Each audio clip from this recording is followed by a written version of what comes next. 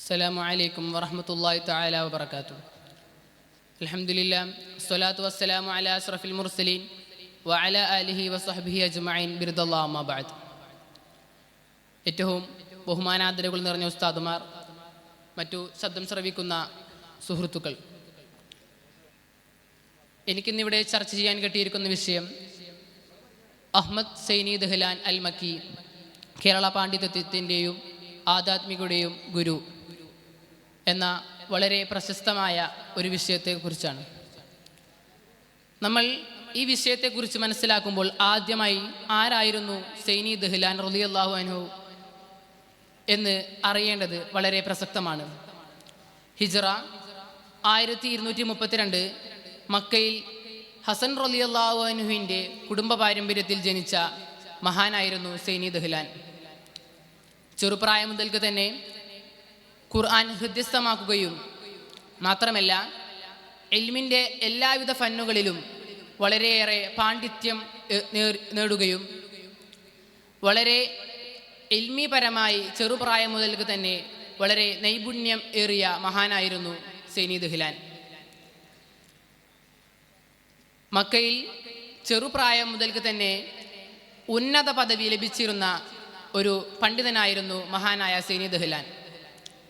ഷെയ്ഖുൽ ഇസ്ലാം എന്നും മാത്രമല്ല മക്ക ശാഫിഈ മുഫ്തി, ഷെയ്ഖുൽ ഉലമ തുടങ്ങിയ നിരവധി അനവധി ഉന്നത പദവി വഹിച്ചിരുന്ന മഹാനായിരുന്നു സൈനി ദഹ്ലാൻ റളിയല്ലാഹു അൻഹു.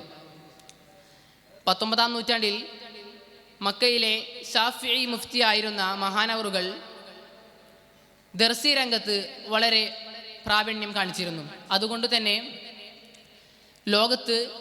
ലോകത്തിലെ പല ഭാഗങ്ങളിൽ നിന്നും പല രാജ്യങ്ങളിൽ നിന്നും മക്കയിലേക്ക് അറിവ് തേടി വരുന്ന എല്ലാവർക്കും ഗുരുവര്യരായി മാറിയിരുന്നത് മഹാനായ സൈനി ദഹ്ലാൻ റളിയല്ലാഹു അൻഹു ആയിരുന്നു. അതുകൊണ്ട് തന്നെ കേരളത്തിൽ നിന്ന് അറിവ് തേടിപ്പോയ നമ്മുടെ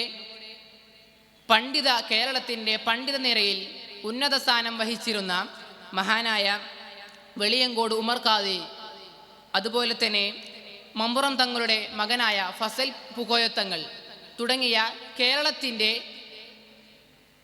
പണ്ഡിത നിരയിൽ ഉന്നത സ്ഥാനം വഹിക്കുന്ന പ്രമുഖർ കേരളത്തിൽ നിന്ന് ഉന്നത പഠനത്തിന് വേണ്ടി മക്കയിലേക്ക് പോവുകയും മഹാനായ സൈനി ദഹ്ലാൻ റളിയല്ലാഹു അൻഹുവിനെ അവരുടെ മക്കയിലെ പ്രമുഖ ഉസ്താദായി മാറുകയും അവിടുന്ന് ഇൽമു നുകരുകയും ചെയ്തിട്ടുണ്ട്. അതുകൊണ്ട് തന്നെ കേരളവുമായി മഹാനായ സൈനി ദഹ്ലാൻ റളിയല്ലാഹു അൻഹുവിന് വളരെ വ്യക്തമായ ഒരു ബന്ധം നിലനിൽക്കുന്നുണ്ട്. മഹാനായ സൈനി ദഹ്ലാൻ റളിയല്ലാഹു അൻഹു മഹാനവറുകൾ ചെറുപ്രായം മുതൽക്ക് തന്നെ ഇൽമിൽ വളരെ പ്രാവീണ്യം നേടിയ മഹാനായിരുന്നു. അതുകൊണ്ട് തന്നെ സൂഫിസത്തിൻ്റെ വളരെ ലഘുവായ അല്ലെങ്കിൽ വളരെ കൃത്യമായ നിലപാട് മഹാനായ സൈനി ദഹ്ലാൻ റളിയല്ലാഹു അൻഹുവിന് ഉണ്ടായിരുന്നു. കേരളത്തിൻ്റെ സുന്നി ആദർശത്തിൻ്റെ അടിത്തറയായ അശ്അരി, മാതുരിദി എന്നീ രണ്ട് വിഭാഗങ്ങളെക്കുറിച്ചും മഹാനവറുകൾ വളരെ വ്യക്തമായി നിഗമനങ്ങൾ എഴുതുകയും ആ വിഷയത്തിൽ തന്നെ മഹാനായ സൈനി ദഹ്ലാൻ ഗ്രന്ഥങ്ങൾ രചിക്കുകയും ചെയ്തിട്ടുണ്ട്.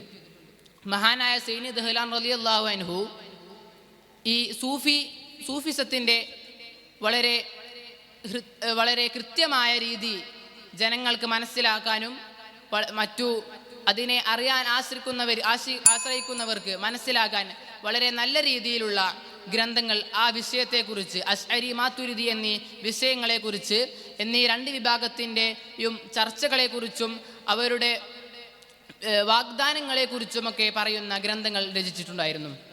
എന്നാൽ മഹാനായ സൈനി ദഹ്ലാൻ റളിയല്ലാഹു അൻഹുവിൻ്റെ വളരെ പ്രശസ്തമായ ലോകത്ത് പ്രശസ്തമായ രണ്ട് ഗ്രന്ഥങ്ങളാണ് നമുക്ക് കാണാൻ കഴിയുന്നത്. അൽ ഫുതുഹാത്തുൽ ഇസ്ലാമിയ എന്ന് പറയുന്ന ചരിത്രരംഗത്തെ വിശദീകരിക്കുകയും വ്യാഖ്യാനിക്കുകയും അതിനെ നല്ല രീതിയിൽ മനസ്സിലാക്കാൻ കഴിയുന്ന ഒരു ഗ്രന്ഥമാണ് അൽ ഫുതുഹാത്തുൽ ഇസ്ലാമിയ. മറ്റൊരു ഗ്രന്ഥമാണ് ഫത്ഹുൽ മുബീൻ എന്ന് പറയുന്ന വിശ്വാസ ഗ്രന്ഥങ്ങളെ കോർത്തിണക്കി അതിലെ വഴിവിട്ട ചിന്തകളെ പ്രതിരോധിക്കുന്ന ഒരു ഗ്രന്ഥമാണ് ഫത്ഹുൽ മുബീൻ എന്ന് പറയുന്ന അഹമ്മദ് സലീ ദഹ്ലാൻ റളിയല്ലാഹു അൻഹുവിൻ്റെ മഹത്തായ ഗ്രന്ഥം. മാത്രമല്ല മഹാനവറുകൾ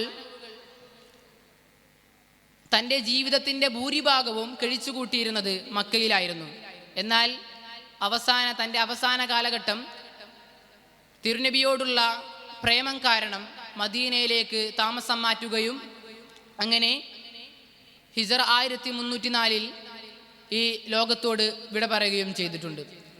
അല്ലാഹു സുബ്ഹാനഹു വ തആല ആ മഹാന്റെ ബർക്കത്ത് കൊണ്ട് നമ്മുടെ ഇൽമ് വർദ്ധിപ്പിച്ചു നൽകുമാറാകട്ടെ എന്ന് പ്രാർത്ഥിച്ചുകൊണ്ട് എൻ്റെ വാക്കുകൾക്ക് വിട. വാഖിറു ദഅവാനാ അൽഹംദുലില്ലാഹി റബ്ബിൽ ആലമീൻ. അസ്സലാമു അലൈക്കും.